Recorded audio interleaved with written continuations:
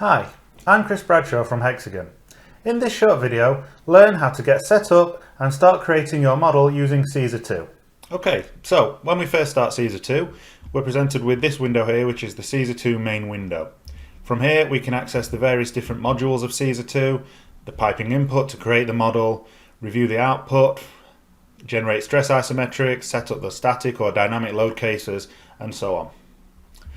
Also on here is the news feed, where you can get information about the latest build of Caesar 2 and other interesting and useful news.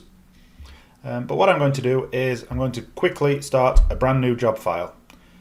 And I'm going to store that in a specific folder. So I've already created the folder. So I'm going to now go to File and Folder Access. And I'm going to change the default data folder here to the folder I've just created. I can use the Browse button, or I can copy and paste the file path into here. So, okay. And now notice the ribbon has changed. So now I've set up that folder. I'm now going to go to the configuration editor and switch the units to a metric units file. So the default in Caesar 2 when you install for the program is US units. So I'm going to change under configuration and database definitions. I'm going to change that from the default English units file to a metric one, such as, for example, bar.fil. I'll show you in a later video how to create your own units file, but for now, the out of the box will suit fine. Now I'm ready to create the job file. So I'm going to go to New, give the file a name, and hit OK. The next thing you'll see is the units window displayed to you in a read-only mode. Just to check and verify that you are in the correct units, which I am. I can see I'm in the SI bar units file. Everything is in metric, so that's good. And I'll click OK. You then see the Caesar 2 input processor displayed to you. So let's go very quickly how to create a new job file. So I'm going to enter in the information. For the diameter of the pipe, I'm going to just type in 6 for 6-inch nominal size. I've got nominal size input turned on and hit OK. Hit enter. The actual OD for 6-inch pipe is looked up. I'll do the same for the wall thickness or schedule, which is the next field. Type in S for standard schedule and hit enter. Next, I'm going to pick a material.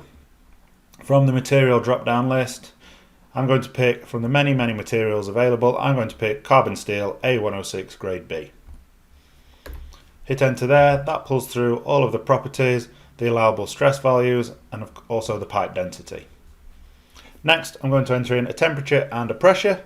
So let's say 150 degrees and pressure 20 bars. You can always check the units by hovering over any field and the units will be displayed. Pressure is in bars, so 20 bar pressure. And then I'll actually create something by entering in the dx, dy, dz dimensional fields some data. So let's start with the first component, which will be, let's say, in the z direction. You see the graphics window here with the XYZ axes displayed. So in the z field, I'm going to go 900 millimeters in z.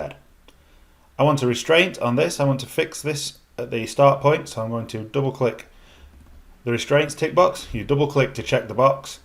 That displays the restraint input, and I'm going to choose the type of restraint, which will be an anchor, all 6 degrees of freedom fixed. I'm also going to specify a bend here by ticking the bend tick box, and then create the next element by hitting the continue button here. This element will be in the Z direction, sorry, the X direction, and will be 1.2 meters. Again, I'll tick the restraint tick box to add some restraint here at node 30. I will add in a Y restraint,